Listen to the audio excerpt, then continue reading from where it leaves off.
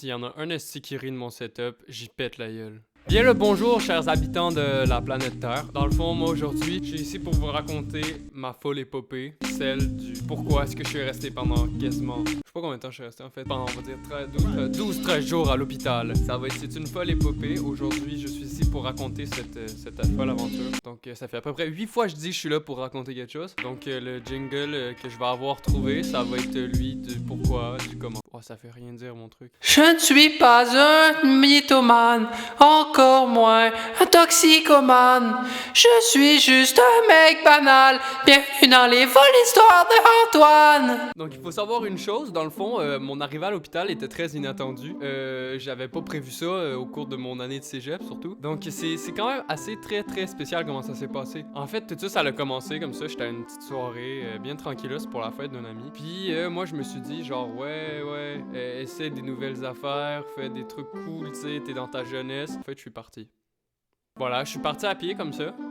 Puis c'était à quelque part dans le Nebraska là, que j'étais là, en tout cas pour la fête d'un ami. Puis à un moment donné, je marche comme ça, Puis là, je passe à côté d'un tank. Ouais, il y avait un tank dans un champ. Puis là, moi, je fais genre shit, y'a un tank. Fait que là, genre, je suis tout paniqué. Fait que je compose le 911, puis j'appelle mon ami qui s'appelle Charlie. Puis là, j'ai dit yo Charlie, il y a un gros tank qui est là, puis il me vise. Mais tu sais, j'avais un peu fumé du weed, fait que j'étais un peu pété aussi. Puis là, mon ami Joseph, il me dit inquiète-toi pas, j'arrive, panique pas, dis-moi t'es où. Fait que là, j'ai dit ouais, j'étais en Ohio, proche du Nebraska, genre. Puis là, il fait c'est bon, bouge pas, je suis là dans 5 minutes. 1h30 plus tard, il arrive, puis il fait yo, fils de pute, qu'est-ce qu'il y a? Puis moi, j'étais là encore en train de pleurer. Puis là, j'ai dit gros, je sais pas. Puis là, il me dit y'a même pas de tank, Antoine, you. Puis là, je fais genre hein? Puis là, je me tourne, puis il y avait vraiment pas de tank. Fait que là, après ça, dans le fond, moi, puis lui, il me dit viens, on retourne, mais sa voiture était partie en fait, toute seule. Fait que donc là, c'était dur. Fait qu'on a marché, puis à un moment donné, j'ai dit ah, Charlie, j'ai comme vraiment mal dans le cou. Je comprends pas qu'est-ce qui se passe. Fait que là, il me dit c'est peut-être un problème de congestion nasale. Fait que là, moi je connais full ça comme l'informatique. Fait que j'ai dit genre ouais, bonne idée. Genre on retourne chez moi, tout tranquillou. Puis là les 2-3 jours passent et tout. Puis là, j'ai mal au cou, tabarnak. Puis là, moi je suis comme ça là, tout le temps de même en train de faire ça là.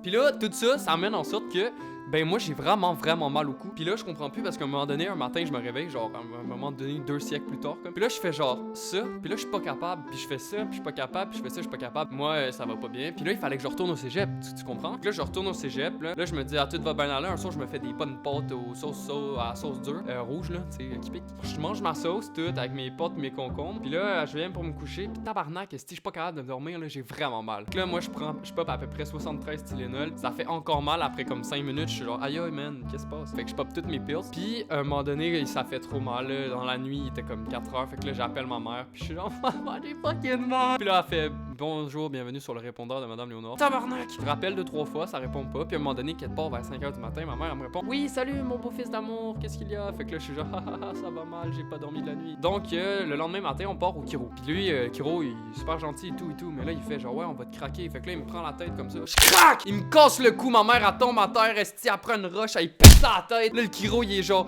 what the fuck, pourquoi tu m'attaques? Il sort un gars qui descend ma mère. Moi je suis plus de mère depuis ce temps-là, je vis avec mon père. Moi je m'en vais puis je pleure puis je vole le char du Kiro. Comme ça sur l'autoroute.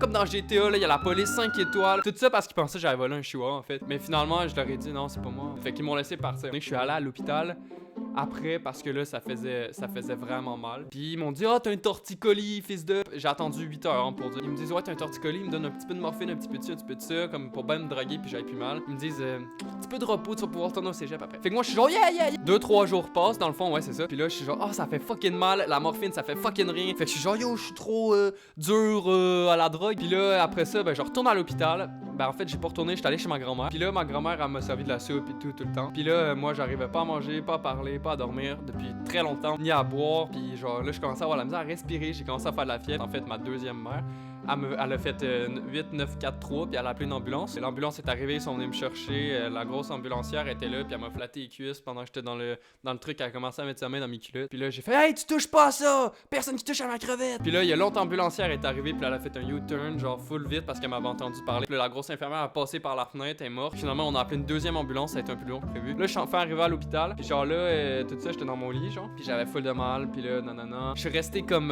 j'ai dit là 12-13 jours à l'hôpital puis là ils m'ont dit ouais mec, dans le fond ce que t'as dans ton cou, c'est une banane. Fait que là j'étais une banane, là je comprenais pas, il était genre ouais, il va falloir qu'on t'opère parce qu'il faut qu'on l'enlève, tu sais c'est gros une banane quand même dans un coup. Fait que là moi j'étais genre yo, il y a des filles qui sucent des queues bien plus grosses puis ça fait rien. Et l'infirmière elle me dit genre tu veux qu'on essaie. Puis là fait que c'est ça, fait que là ils m'ont dit faut qu'on t'opère pour enlever la banane. Fait que là je suis genre what the fuck, mais moi je comprends rien, ok. Moi je connais pas ça les termes de scientifique là. Fait que là je suis genre yo, pouvez-vous m'expliquer ce qu'est une banane? Fait que là l'infirmière elle prend son poing puis elle me le rentre dans la gueule puis elle fait la banane est plus grosse que mon poing puis là elle fait je comprends même pas. Puis là ce que j'ai compris en fait c'est que la banane elle appuyait sur mes voies respiratoires puis ça pouvait me niquer, ça pouvait me tuer comme ça du jour au lendemain parce que ça me bouchait puis je pouvais plus respirer. Ce que moi j'ai compris dans le fond c'est que si on faisait rien ben j'allais die. Donc là ce que j'ai fait pendant la nuit de mes 12 jours parce qu'en fait ils m'ont dit qu'elle allait m'opérer, je sais plus si c'était un jeudi ou un vendredi, bref.